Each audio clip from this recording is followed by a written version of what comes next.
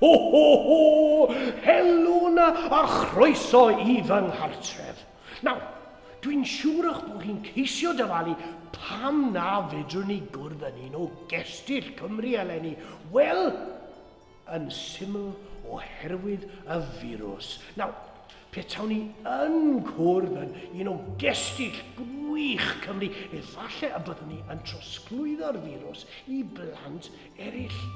A dydw i ddim eisiau i neb ohonoch chi i fod yn sal adeg yn Nadolig. Chofiwch, petaw ni yn sal dros y Nadolig, wel, byddwn ni ddim yn gallu dod i ymweld â chi a throsglwyddo'r anrhegion i gyd. Nawr, yma, ym Mhegwn y Gogledd, rydyn ni gyd wedi bod yn brysur iawn. Mae'r coblynod ar y silffoedd yn brysur cadw llygad arnoch chi mwyn gwneud yn siŵr eich bod chi'n blant da. Mae'r coblynod adeiladu yn brysur gwneud y teganau ar anrhegion i gyd. Ac mae'r coblynod trwsio peiriannau, wel, maen nhw'n brysur yn gwneud yn siŵr bod y car llys yn gallu hedfan yn gyflym drwy'r nos ar noswyl Nadolig.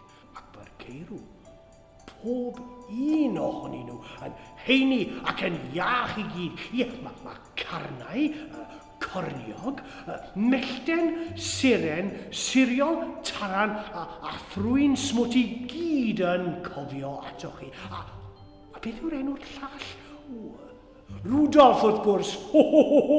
Wel, mae Rudolf yn chwilio am y map mwyn fy arwain i i'ch tai chi gyd. Ie. Dwi'n siŵr ag ei siarad gyda chi eto cyn y Nadolig ac mi fydd gen i neges arbennig arall. Ond, cyn hynny, byddwch yn blant da, cadwch yn ddiogel a gwnewch yn siŵr eich bod chi'n cael digonedd o hwyl. Ho, ho, ho!